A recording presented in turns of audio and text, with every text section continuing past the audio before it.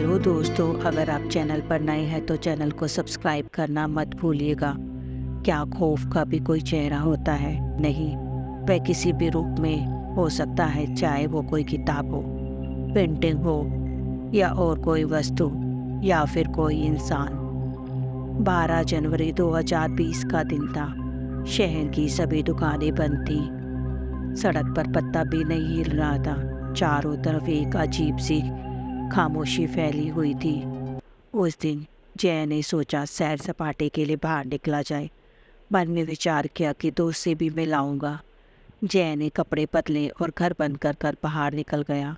शहर की खबरों से अनजान वह सड़क पर चला जा रहा था।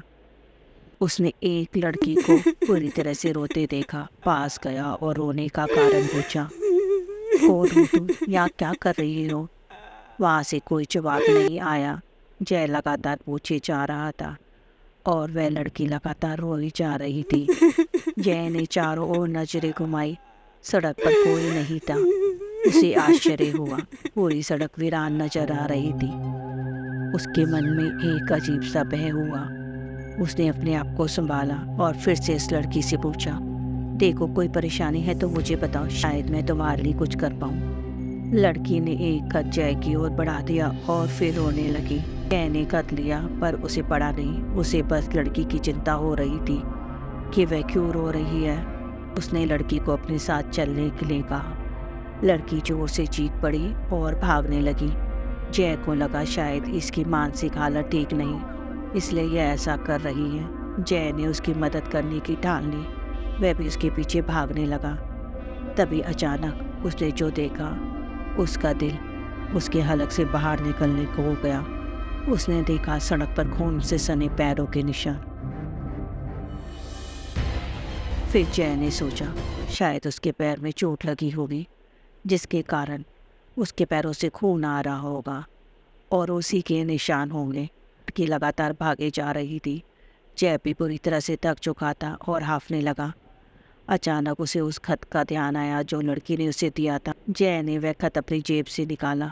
जैसे ही उसने खत पढ़ना शुरू किया, उसके पैरों के तले से जमीन निकल गई। 30 अप्रैल 1620 यही तारीख उस खत पर थी। मेरी प्यारी बेटी मीरा, जब तक तुम तक यह खत पहुँचेगा शायद मैं इस दुनिया से जा चुकी होंगी। मैंने तुम्हें संचेत करने के लिए खत लिखा। वह कल फिर घर आया था। उसने मुझसे कहा कि वह तुमसे शादी करके ही रहेगा। मैंने उसे मना कर दिया पर वह नहीं माना और मुझे वापस आने की धमकी देकर चला गया। इसलिए मैंने तुम्हें अपने दोस्त के घर पर ही रुकने के लिए कहा, ताकि मैं उसकी नज़रों से तुम्हें बचा सकूं। मैंने उसे कुछ नहीं बताया कि तुम कहाँ हो। तुम यहाँ से कहीं दूर चली जाना और यहाँ मत आना। लगता है दरवाजे पर कोई है। इसके आगे उस खत में कुछ नहीं लिखा था।